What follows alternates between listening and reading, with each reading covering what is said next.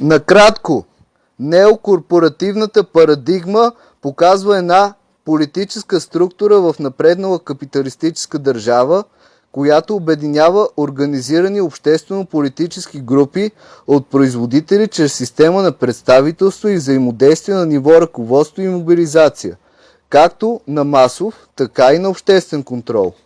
Панич, 1981. Неокорпоративният модел предписва дадени работнически и предприемачески организации да се съюзат с държавните власти, от тук и изразът дирижирана икономика, за да вземат определени решения въз основа на определени модалности. Проверете модалности, ако не знаете какво е. Какви проблеми възникват при този модел?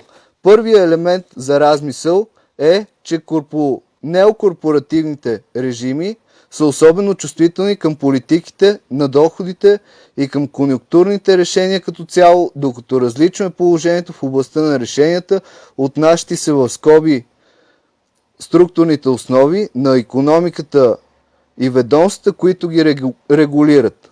Тук ролята на корпоративните актьори и на съответните процедури е съвсем малка. Втората редица проблеми се отнася до субектите на неокорпоративната политика, която се съсредоточава в триъгълника в кавички държава, предприемачи, работнически синдикат.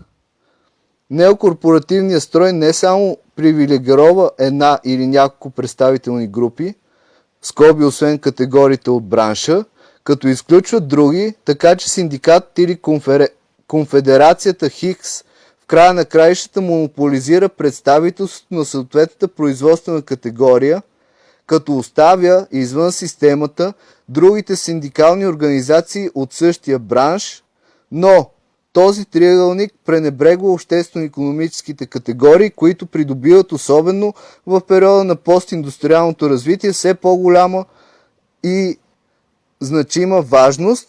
Нека помислим за широката гама услуги, включени в третичния на услугите и четвъртичния развит третичен сектор, включващ изследването, информатиката, телекомуникациите, образованието и науката сектори.